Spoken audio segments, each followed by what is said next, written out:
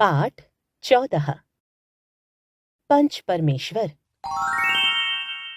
जुम्मन शेख और अलगू चौधरी में गाढ़ी मित्रता थी। साझे में खेती होती थी, कुछ लेन देन में भी साझा था। एक दूसरे पर अटल विश्वास था।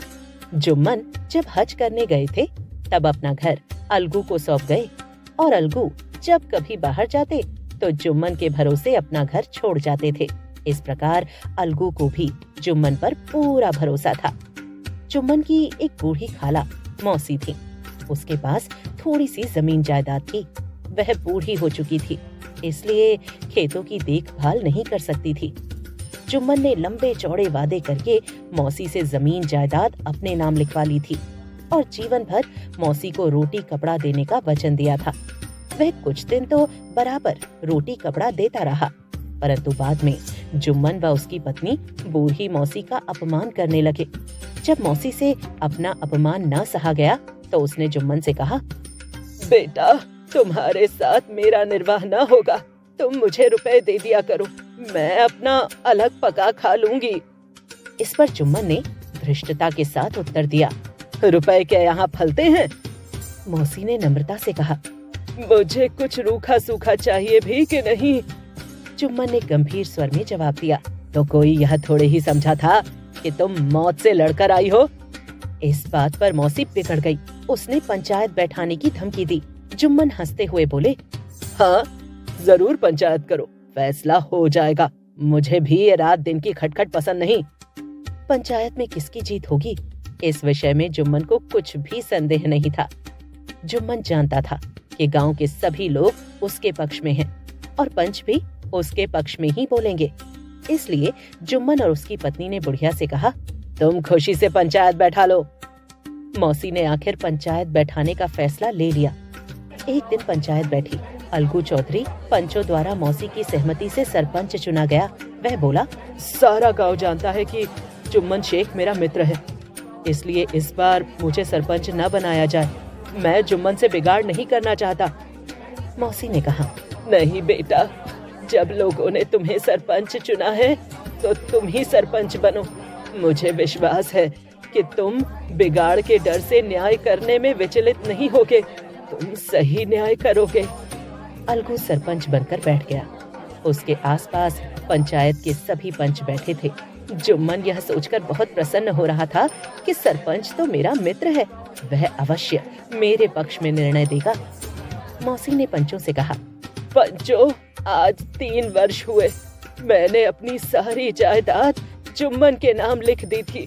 इसे आप लोग जानते ही होंगे। जुम्मन ने मुझे आजीवन रोटी कपड़ा देना कबूल किया था।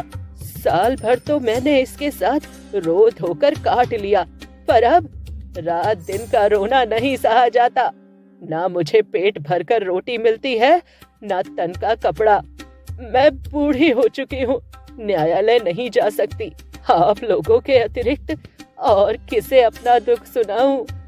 आप लोग पंच हो, पंच के मुख से परमेश्वर निर्णय करता है। आप सब जो निर्णय करोगे मैं उसी में अपना निर्वाह करने को तैयार हूँ। पंचों ने इस विषय पर विचार किया। अलगू ने जुम्मन से ऐसे ऐसे प्रश्न किए जो सच था वह सामने आ गया। जुम्मन चकित रह गया कि क्या अलगू चौधरी उसकी मित्रता भूल गया जो ऐसे ऐसे प्रश्न कर रहा है। अंत में अलगू ने निर्णय सुनाया, मैंने और पंचों ने दोनों की बातें सुनकर यह विचार किया कि मौसी की जमीन से इतनी आमदनी अवश्य होती है जिससे उन्हें मासिक खर्च दिया जा सकता है। इसलिए जुम्मन, तुम उनके रोटी कपड़े का वैसा ही प्रबंध करोगे जैसा वे चाहती हैं।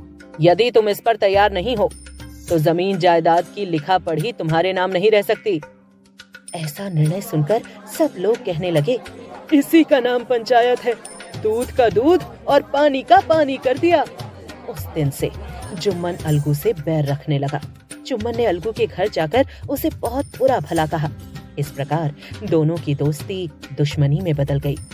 अलगू चौधरी के पास 2 बैल थे जिनसे वह खेत जोतता था। बैल बड़े ही सुंदर और स्वस्थ थे। पंचायत के फैसले के 1 मास बाद उनमें से एक बैल मर गया। अलगू ने दूसरा बैल समझू साहू नाम के एक व्यापारी को बेच दिया। वह उसी गांव में इक्का गाड़ी हाँकता था। वह गांव से गुड़ घी लादकर मंडी ले जाता, मंडी से तेल और नमक भरकर लाता और गांव में बेचता था। बैल का दाम 1 महीने बाद चुकाने की बात ठहरी। चौधरी को भी गरज न थी, इसलिए घाटे की परवाह न की। समझू साहू नया और तगड़ा बैल पाकर दिन में 1 चक्कर के बजाय 3-4 चक्कर लगाने लगा।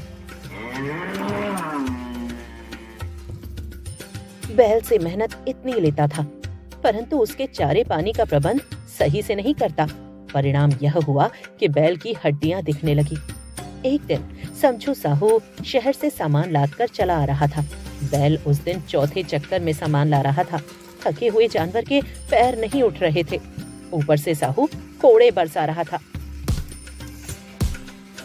थोड़ी दूर चलकर बैल बैठ गया और ऐसा बैठा कि फिर उठ न सका। वह वहीं मर गया। एक दिन अलगू अपने बैल का दाम मांगने समझू साहू के घर पहुंचा तो उसने गुस्से में कहा, न जाने कहां से मरियल बैल दे दिया, जो महीने भर भी गाड़ी नहीं खींच सका, और अब आए हैं उसके दाम मांगने। अंत में दोनों में झगड़ा होने लगा। तब लोगों ने समझाया कि तुम लोग पंचायत बिठा लो, जो निर्णय हो उसे दोनों मान लेना। अलगू की शिकायत पर पंचायत बैठी। जुम्मन और अलगू के बैर की बात साहू जानता था, इसलिए अपनी ओर से उसने जुम्मन को पंच चुना। जब पंचों ने जुम्मन को सरपंच बनाया तो अलगू से पूछा कि उन्हें कोई आपत्ति तो नहीं है। अलगू ने कहा, मुझे कोई आपत्ति नहीं, यह पंचायत का मामला है। पंचायत के सामने मित्रता और शत्रुता का कोई महत्व नहीं होता, वह केवल न्याय करना जानती है। मैं तो यह जानता हूँ कि पंच के मुख से परमेश्वर बोलता है। जुम्मन जब सरपंच बनकर बैठा तो वह पुरानी सारी बातें भूल गया। उसके कानों में यही शब्द गूंज रहे थे, पंच के मुख से परमेश्वर बोलता है। अब सरपंच ने दोनों पक्षों से प्रश्न किए और अंत में पंचों से राय लेकर यह फैसला दिया, अलगू व साहू, पंचों ने तुम्हारे मामले पर भली प्रकार से गौर किया है। जिस समय साहू ने बैल खरीदा उसे कोई रोग नहीं था। साहू को तो उसी समय बैल का दाम चुका देना चाहिए था। समझू साहू की लापरवाही और अत्याचार के कारण ही बैल मर गया। बैल खरीदने के बाद बैल का जिम्मेदार समझू साहू है, इसलिए साहू को चाहिए कि वह अलगू को बैल का पूरा दाम दे। गांव के सभी लोग जो पंचायत का निर्णय सुनने आए थे, वे समझते थे कि आज जुम्मन अलगू के विरुद्ध निर्णय सुनाएगा, परंतु उस सही निर्णय को सुनकर वे खुशी से चिल्ला उठे, पंच परमेश्वर की जय, पंच परमेश्वर की जय। पंचायत के बाद जुम्मन अलगू चौधरी के घर गए और उसके गले से लिपटकर बोले, भैया, जब से तुमने मेरी पंचायत की थी तब से मैं तुम्हारा शत्रु बन गया था, परंतु आज मुझे पता चला कि पंच बनने पर ना कोई किसी का मित्र होता है और ना ही शत्रु। पंच को न्याय छोड़कर और कुछ दिखाई नहीं देता। आज मेरी समझ में आ गया कि पंच के मुख से परमेश्वर बोलता है। उसी दिन से फिर दोनों मित्र बन गए।